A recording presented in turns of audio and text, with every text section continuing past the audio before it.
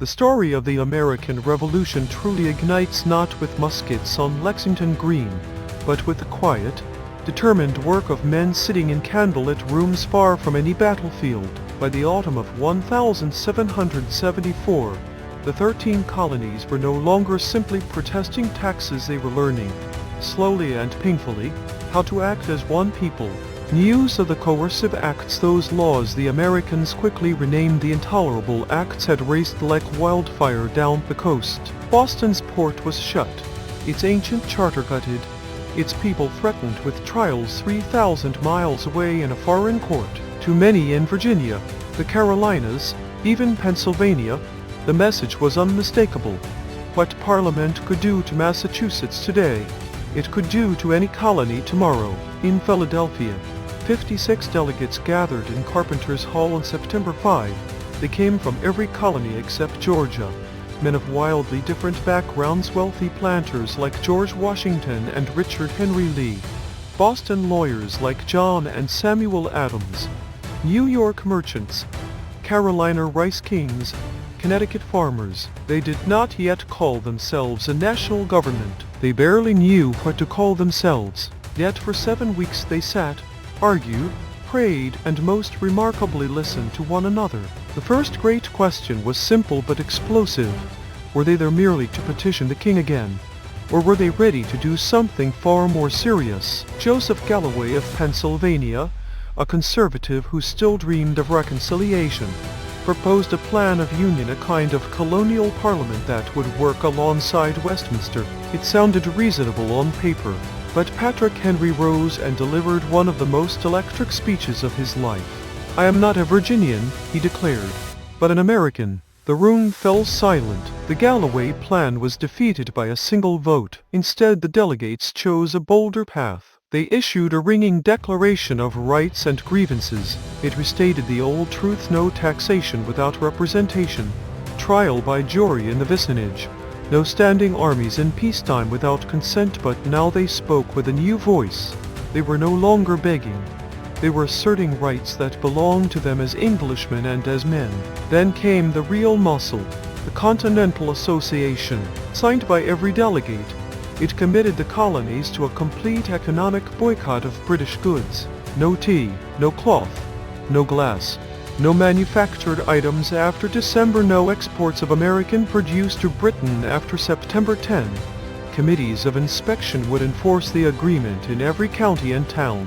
Violators would be branded enemies of liberty and treated accordingly. It was, in effect, the first national non-importation and non-exportation agreement in history, and it hurt. Merchants in New York and Philadelphia groaned. Planters in Virginia counted the cost of unsold tobacco. Yet the people rallied. In countless villages, women spun their own cloth, brewed herbal liberty teas, and publicly burned British goods in the streets. While the Congress debated, something even more important was happening outside Philadelphia. In Massachusetts, the people were already governing themselves without royal permission. The provincial Congress met in Concord, issued its own money, organized militia regiments, stockpiled powder and cannon. When General Gage sent troops to seize military stores, they found Minutemen waiting, trained, armed, and determined. The royal governor controlled little more than the ground beneath his soldiers' boots. Back in England, the ministry misread every signal. George Roman III and Lord North still believed a show of force would bring the colonies to heel. General Gage, newly arrived in Boston, wrote home confidently that 4 regiments could do the business. Lord Sandwich sneered in the House of Lords that the Americans were cowards, who would scatter at the first cannon shot. Even Thomas Hutchinson, the exiled Massachusetts governor, assured the king that serious resistance was unthinkable. They were all wrong. On the night of April 18, 1775, Gage sent 700 regulars marching toward Concord to destroy the stores the Patriots had gathered. Paul Revere and William Dawes rode through the darkness to warn the countryside. By dawn, church bells were ringing, drums beating, men grabbing muskets and powder horns. On Lexington Green, Captain John Parker's handful of militia stood in the gray light. Major John Pitcairn ordered them to disperse. A shot rang out whose No one knows to this day. Then volleys. 8 Americans lay dead, 10 wounded. The regulars marched on to Concord. But at the North Bridge the story changed. Militia companies from surrounding towns had converged. When British light infantry tried to seize the bridge, the Americans fired. 3 officers and 9 enlisted men fell. The Redcoats retreated in disorder, harried every step back to Boston by farmers and shopkeepers, who knew every stone wall and rail fence. By dusk the British had lost 273 men killed and wounded.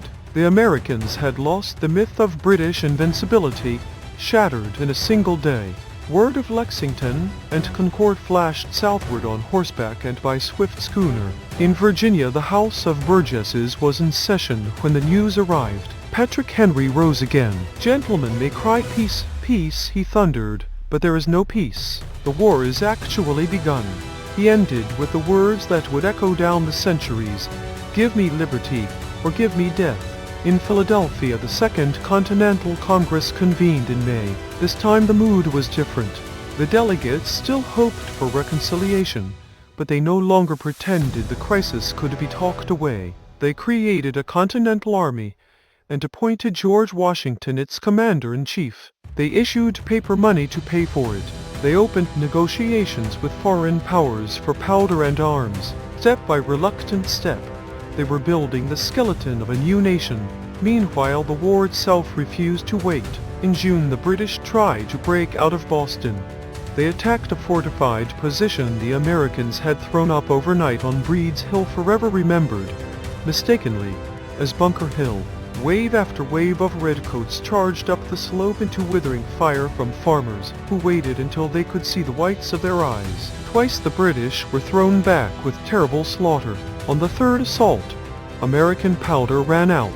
The redcoats carried the hill at bayonet point, but they paid a price that stunned them. Over 1,000 casualties, including scores of officers. One British general wrote home that another such victory would ruin the army.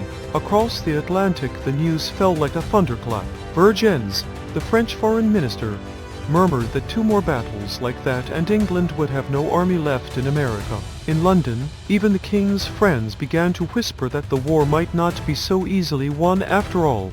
Yet the deepest change was invisible on any battlefield. For the first time, men from Georgia to New Hampshire were beginning to think of themselves not as Virginians or New Yorkers or Rhode Islanders, but as Americans. The Continental Congress, for all its weaknesses, had become the visible symbol of that new identity. It had no power to tax, no courts, no executive, yet it spoke for a people who, only months before, had scarcely imagined acting together. By the end of 1775 the lines were drawn. Britain still believed it could crush rebellion with a few sharp blows. The Americans still hoped against hope that reason might prevail, but the logic of events was carrying both sides toward a break no one could any longer prevent. In the taverns of Philadelphia, the campfires of Cambridge, the parlors of Williamsburg, one question now hung in the air like smoke. Would 13 scattered colonies dare to become one independent nation? The answer would not come easily, but the men who gathered in Carpenter's Hall in 1774, and the farmers who stood on Lexington Green in 1775, had already taken the first irreversible steps. The revolution was no longer a protest. It was becoming a birth.